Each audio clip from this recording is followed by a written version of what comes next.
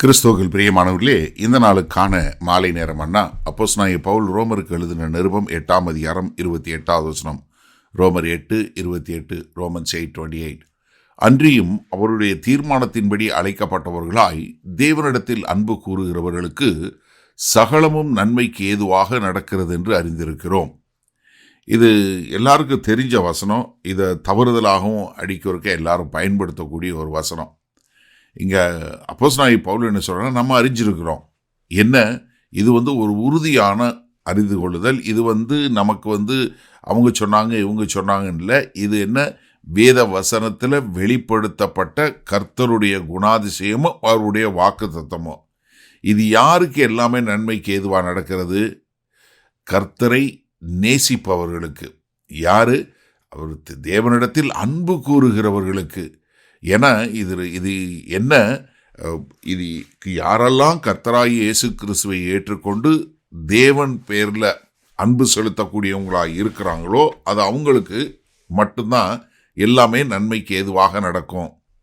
பழைய ஏற்பாட்டில் உபாகமம் 6வது அதிகாரம் 5வது வசனம் சொல்லும்போது, உன் தேவனாகிய கர்த்தரிடத்தில் உன் முழு இருதயத்தோடும் உன் முழு ஆத்மாவோடும் உன் முழு பலத்தோடும் அன்பு கூறுவாயாக அப்படின்னு சொல்லக்கூடிய ஒரு காரியத்தை சொன்னார்.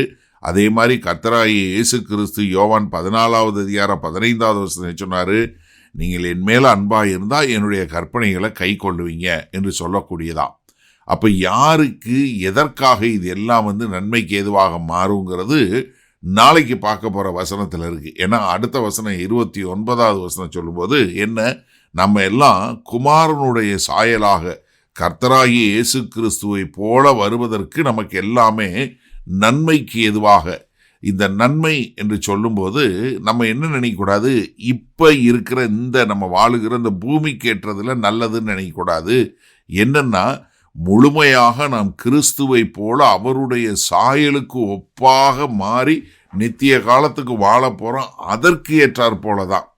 ஏன்னா இங்கே சொல்லும்போது யார் அவருடைய தீர்மானத்தின்படி அழைக்கப்பட்டவர்கள்.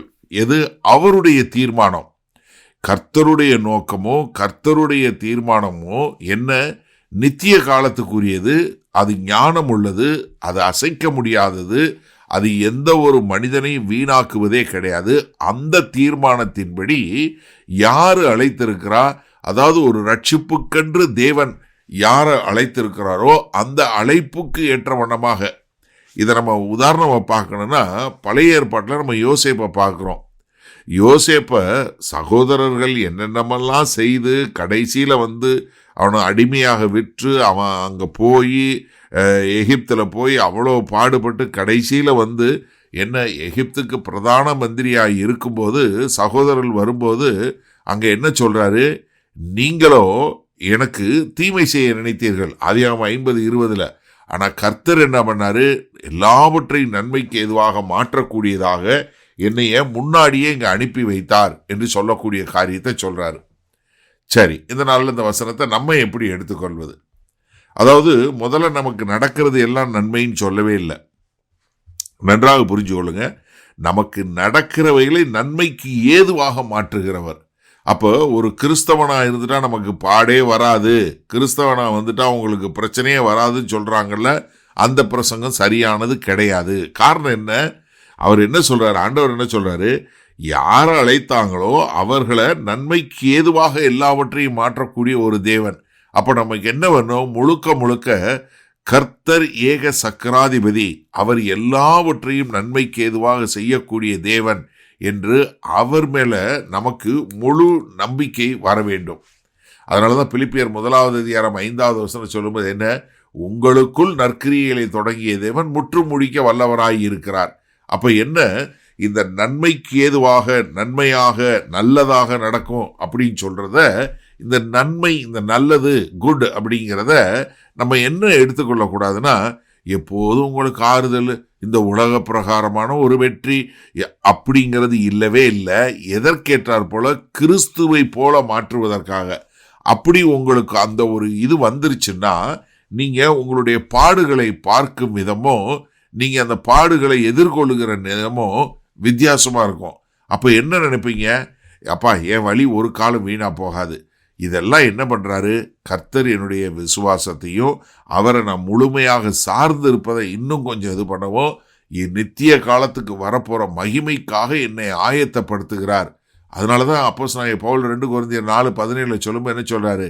இந்த உலக பிரகாரமான பாடு என்ன, வரப்போகிற மகிமைக்கு இது ஒப்பானதே இல்லை, இது ஒன்றுமே கிடையாது. இந்த உபத்திரமெல்லாம் என்ன, லேசான உபத்திரம் என்று சொல்லக்கூடியதா. அப்போ எனக்கு அருமையானவர்களே, நமக்கு நடக்கிறவைகளை எல்லாம் நன்மையாக மாற்றுவாரே ஒழிய நடப்பதெல்லாம் நன்மை அல்ல, நடப்பதெல்லாம் நன்மைக்கே. மகா கிருபையும் இரக்கம் நிறைந்த எங்கள் அன்பின் தகப்பனே, கர்த்தாவே, இந்த அருமையான நல்ல நாளுக்காய் நன்றி. ஆமாம் ஆண்டவரே, இதோ எங்களுக்கு தெளிவாய் புரியும்படியாய் சொல்லி கொடுத்துருக்கீங்க. நடப்பவைகளை நன்மைக்கு ஏதுவாக மாற்றக்கூடிய தேவனாய் நீங்கள் இருப்பதனால முழுமையாய் உம்முடைய ஏக சக்கராதிபதியினுடைய ராஜ்யத்தில் நாங்கள் ஒரு அங்கமாய் வாழ எங்களை ஒப்பு கொடுக்கிறோம். மீட்பெறும் இரட்சகருமாகிய இயேசு கிறிஸ்துவின் மூலம் பிதாவே, ஆமேன். கர்த்தர் உங்களை ஆசீர்வதிப்பாராக. நாம் நாளை காலை தினசரி தியானத்தில் சந்திப்போம். Good night.